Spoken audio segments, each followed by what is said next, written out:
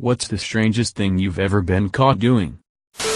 When I bought my first pair of night vision goggles, I had them delivered to the TV station I worked at, not trusting my neighbors to leave my crap alone.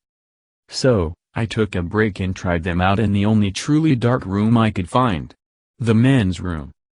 A co-worker came in, flicked on the lights, and was startled to find me in the middle of the room, blinded by the sudden flash of normal light, brushing my teeth in the pitch dark with night vision goggles.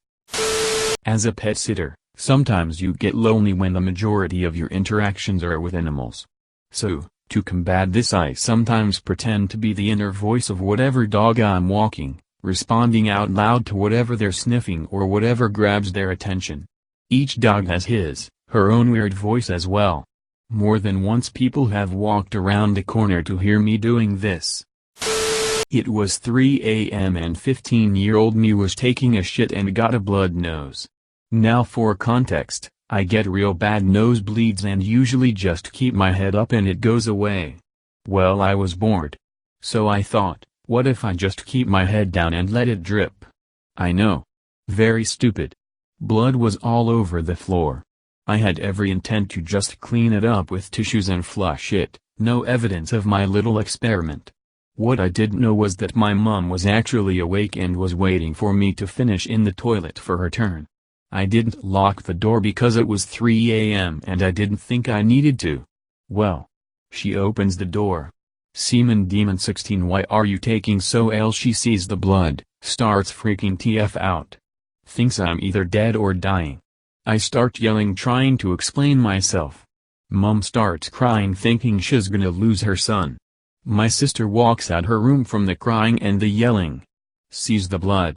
Freaks TF out as well. After a bit of panic I eventually explained my stupid experiment. I cleaned it up and we all went to bed.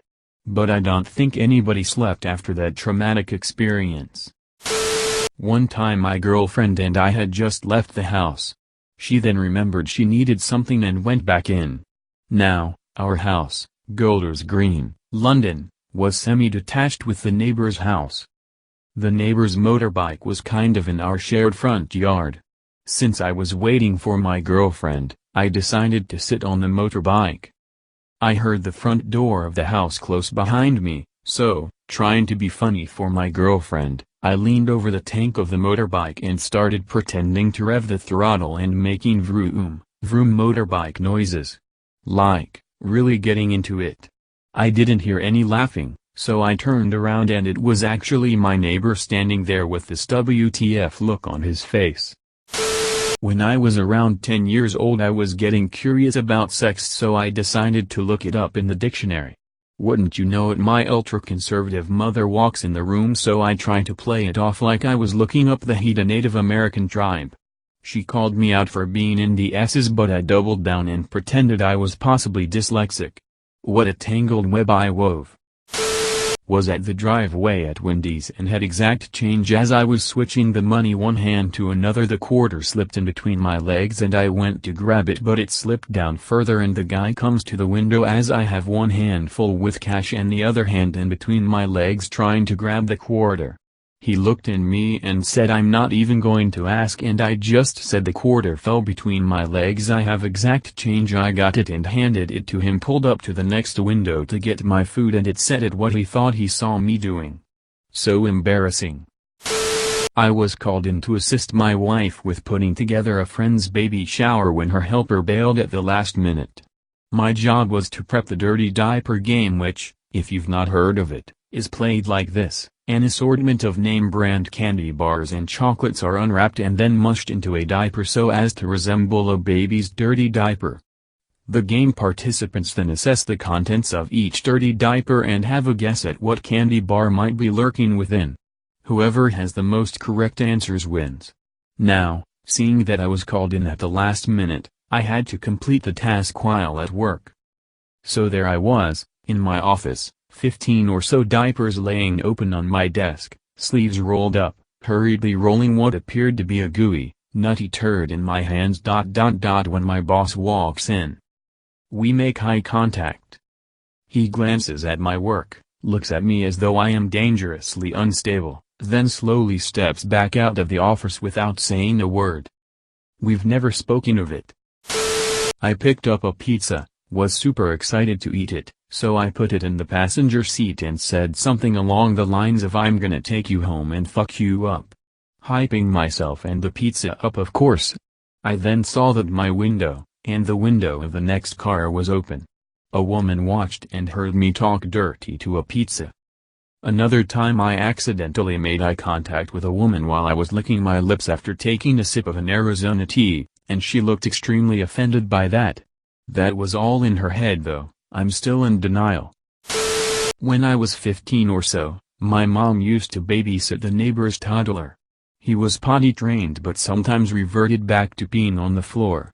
His parents had instructed my mom if he does it he goes to timeout and is not allowed TV the rest of night.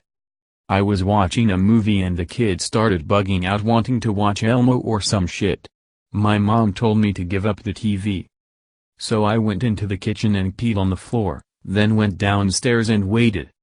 My mom came downstairs not long after and demanded answers, as apparently it was just an unreasonable amount if urine to come from a baby. I ended up copping to all crimes. Shit was weird for a little while. Driving my car through traffic. Have little trial-sized hand lotion in my center console and my hands are dryish, so I dispense the recommended amount and start rubbing it in. Traffic moves and I have to steer, accidentally get some lotion on my steering wheel. Which is leather. Now the part I touched is shiny and the rest isn't. Don't like the way that looks, so I dispense more lotion and start working it into the leather. Now, this makes the rest of the leather bits look dull and pretty soon I am all in with this, lotioning whatever I can reach. Casually glance to my left and there is a car full of people staring directly at me, eyes wide, as I thoroughly massage the interior of my vehicle like some sort of Buffalo Bill-esque auto enthusiast. 16 years old or so at the time I think, came home from school with a fresh new porno DVD in hand. Older guy at school let me borrow it. I knew no one would be home for a couple hours, so I ventured down to my bedroom, closed the door, popped the DVD in, and flung my pants off with ferocity. I was about to beat myself into oblivion. My meat didn't stand a chance. I was fully prepared to beat a world record on how many whacks I could get in a 2-hour session. So, nude and ready to rock, I begin. For some reason I chose to sit on the edge, corner of my bed in this case. That wouldn't have been my normal position. I guess because it was closer to the TV screen I must have wanted to get a good, clear view of the smut as close to the TV as I could. So I began. Went pretty well if I do say so myself for the first minute or so. Then my dad opened my bedroom door. He had come home from work early. Oh no no. He looks at the filth playing on the TV, then looks at his son sitting spread eagle on the corner of the bed mid-stroke, looks again at the porn, and starts laughing uncontrollably. He says, "When you're finished up there, come help me outside," then closed the door and walked out. I mean, I couldn't finish after that. Don't get me wrong, I tried, but it wasn't happening. So in the few minutes between me trying to finish yanking one out, getting my clothes back on and hiding the DVD, a friend had stopped by. My dad was out mowing the lawn. My buddy gets out of his car and asks my dad if I am home. My dad says, "Yeah, he's down in his room. You may wanna knock though, 'cause he's probably beating his meat." When I was going through puberty I started getting a lot of hair on my ass, which I hated. So I started shaving my ass. Once my older brother decided to try and throw a cup of cold water on me in the shower. He rips open the curtain to me slightly bent over with shaving cream on my ass and a razor in my hand. He stops for a second, throws the cup anyway, then proceeds to laugh uncontrollably and tell everyone in the house what he caught me doing. Rewiring a microwave to go past its automatic shut-off temperatures to make neat rocks and glass out of rocks I found in the backyard. It wasn't my family's microwave, and my friend wasn't home at the time. His father just stared at me, as I and his kitchen were covered in clay and pumice dust. And in his microwave. His only microwave. My friend was due back from the hardware store in 5 minutes. Those were some very uncomfortable minutes. I had a coworker who looked a lot like Shaggy from Scooby-Doo.